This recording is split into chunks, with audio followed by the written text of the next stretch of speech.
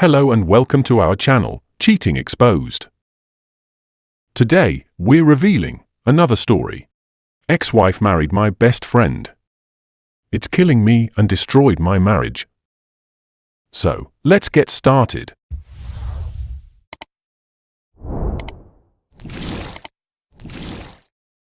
I, a 37 male, have been with my wife, 26 female, for 5 years and married for 4 years. We have 3 kids from her previous relationships, 2 boys and 1 girl, between the ages of 5 and 8. I really love her and her kids. Things were perfect until 3 or 4 months ago. Over the past 5 years, I've had 3 big promotions. We bought a house last year. She stays home with the kids and is trying to build a career on social media. I've always been on the fence about having kids, but she really wanted us to have one together. So, I agreed to try having my vasectomy reversed. She's now 7 months pregnant. We were so incredibly happy. My ex-wife, 38 female, divorced me in 2019 and moved about 2 hours away a few months into the pandemic. Our divorce was amicable, but once it was finalized, I never heard from her again, even when I wished her well on birthdays and holidays. I even sent her a graduation gift when I heard she finished her PhD program. Other people in our social circle, including my parents and sister-in-law, who also sent her gifts, received handwritten thank you cards.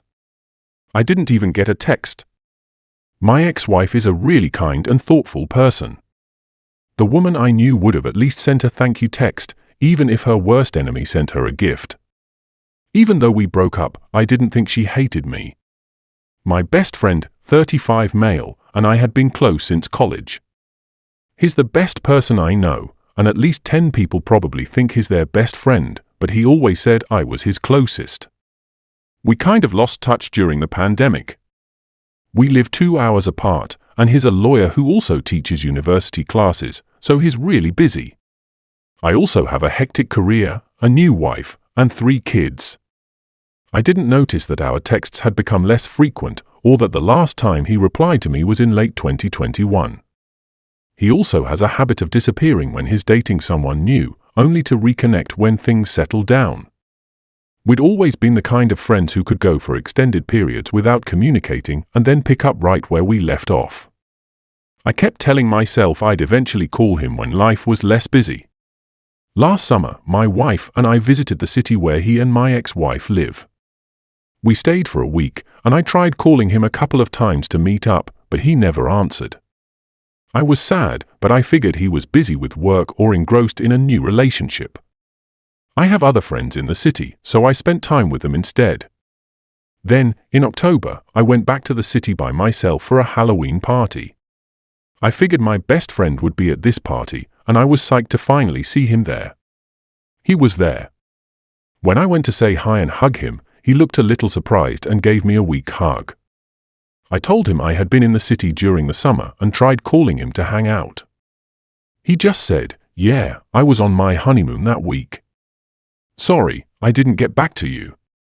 I was shocked to hear he'd gotten married and a little hurt that my best friend had tied the knot without me even knowing he had a serious girlfriend. Still, I was happy for him. Like I said, he's a great guy, and girls love him. I quickly started asking a bunch of questions. Who is she? Where is she? What's her name? What's she like? Where do you meet her? How long have you been together? He paused for a moment and then bluntly said, "It's ex-wife's name."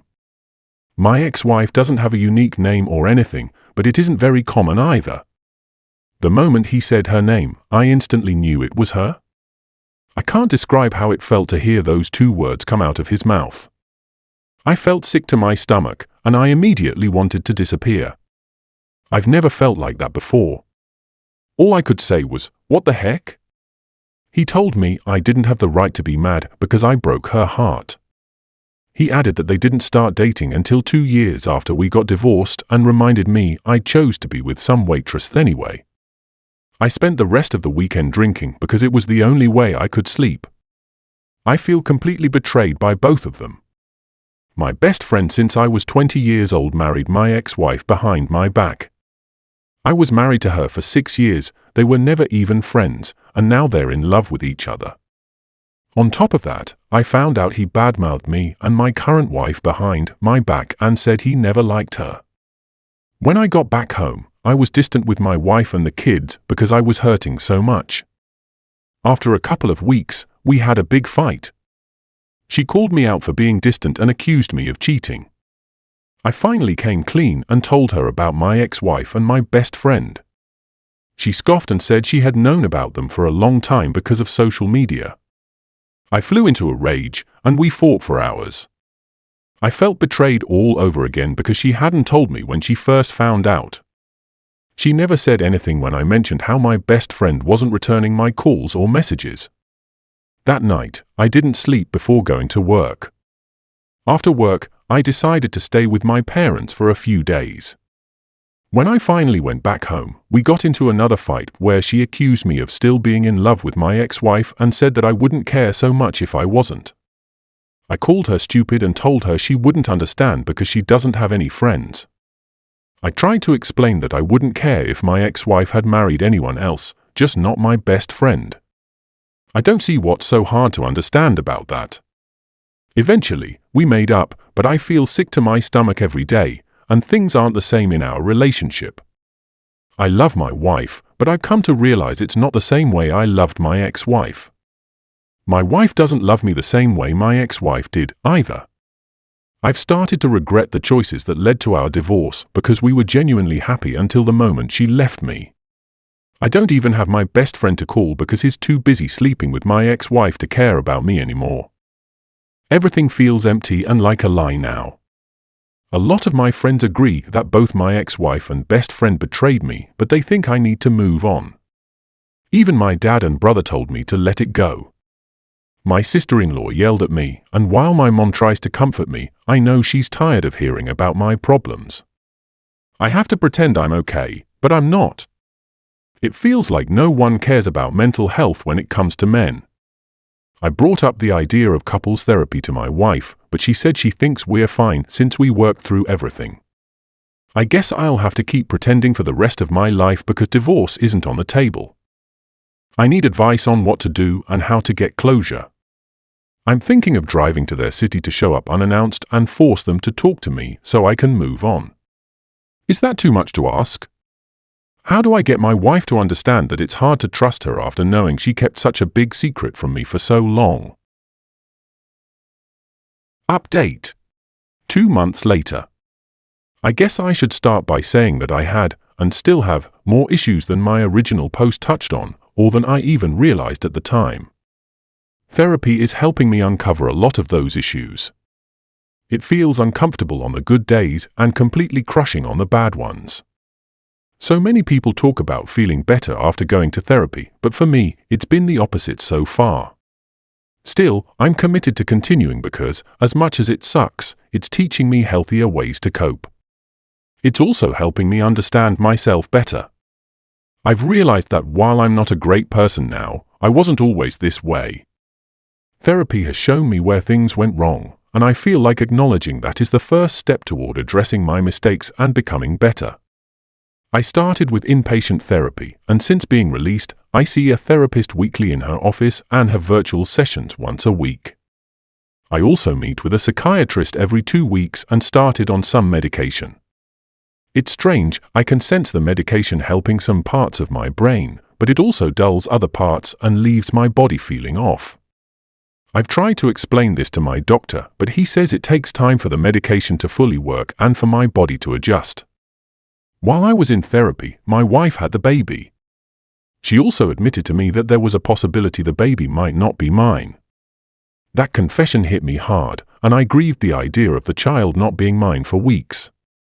When the results came back, it was confirmed, the baby isn't mine.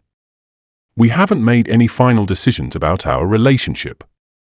For now, we're living together so she can recover from the birth and for the sake of the kids.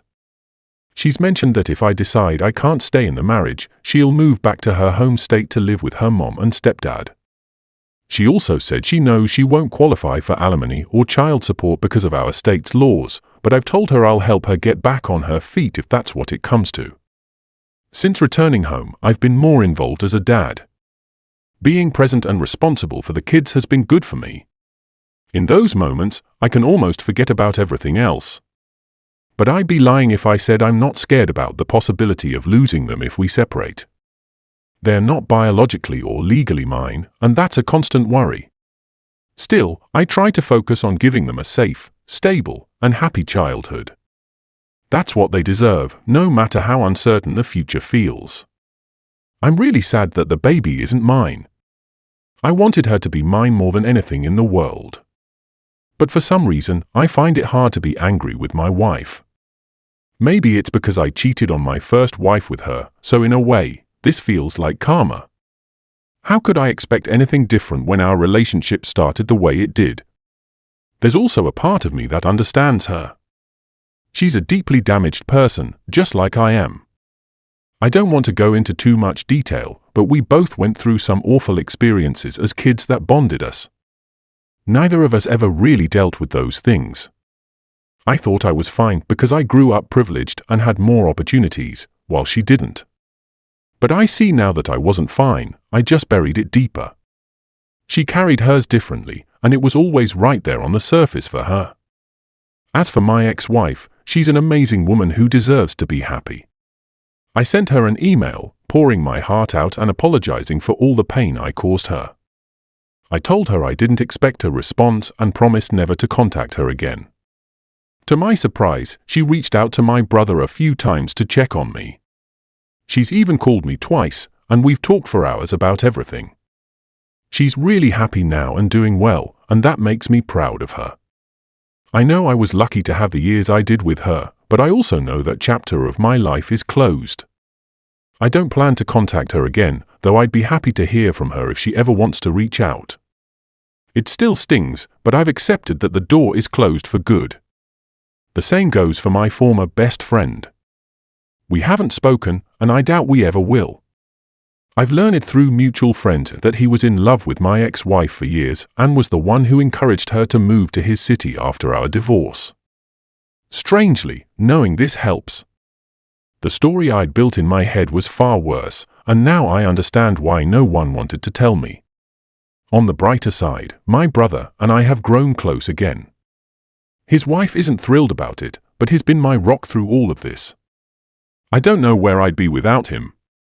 One day, when she and I were alone, I apologized to her, and she hugged me. She called me stupid, but said she knows I'm trying. That meant a lot. I also have two good friends who've stuck by me, even though they've been very clear that they don't condone my past actions. Their support is more than I deserve. My relationship with my parents, however, is strained. My brother confronted them about the things I shared with him from my childhood, and they're upset. They feel blamed and insist they did the best they could. I think they're also embarrassed. I don't blame them, they probably didn't know what to do, but I'm not going to apologize, so for now, they're keeping their distance. I know this probably isn't the update anyone hoped for, but it's the truth. My life is still in limbo, maybe even in shambles. But I'm trying to fix it, and I'm working to heal some of the hurt I've caused. If I've learned anything, it's that therapy is as hard as everyone says it is. I'd still recommend it, but I'd caution anyone to know that it requires brutal honesty. That kind of honesty can reopen old wounds, but those wounds need cleaning. They might be infected or worse, and it's going to hurt like hell to treat them. But I don't think there's any other way to heal. Well, folks, that's all. Thank you all for listening. Please like, comment, and share the video if you enjoyed it. Also, subscribe to the channel and hit the bell icon so you will be notified when we upload the next video. Take care.